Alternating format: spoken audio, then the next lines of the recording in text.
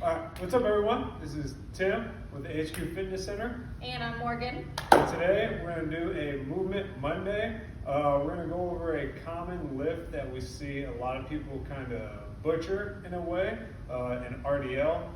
Most people tend to do this exercise just slightly wrong, feeling it more in their back instead of their hamstrings and their glutes.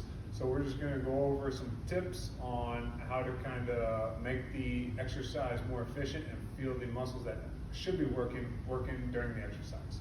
So Morgan's going to grab the weights here. First step we're going to do is have our feet about shoulder width apart. Toes are going to be pointed straight ahead. Dumbbells are at your side. If you're using a kettlebell, you can have it in front of you, or a barbell. It's going to be the same position, just differing where you're holding it. She's going to have a slight bend in her knee, keeping her shoulders engaged, chin tucked. She's going to think about pushing her butt back towards the wall or door behind her as her upper body comes down, keeping her toes down. And then as you can see, she has a nice flat back here. And then she's going to push through her feet, stand up, and just engage her glutes. Now what most people do is they'll bend down, rounding their back. And again, it's hard to do when you do it correctly, and it's hard to do wrong.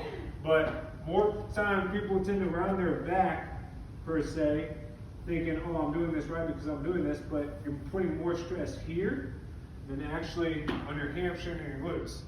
And so another thing, common fault that people tend to do also is overextend their back. So if Morgan was to really pinch her shoulders and really arch her back and then try to go down too, same thing. You are kind of loading your hamstrings and your glutes, but you're still putting all that pressure back here on your lower back.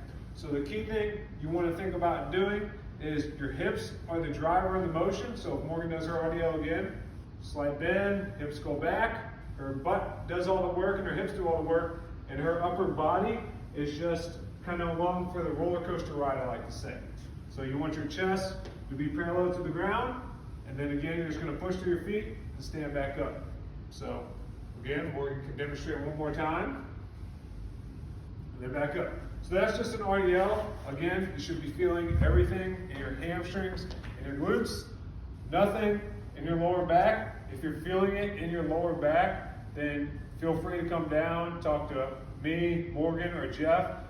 Say, hey, can you look at my RDL form real fast? And we'll be more than happy to do that for you.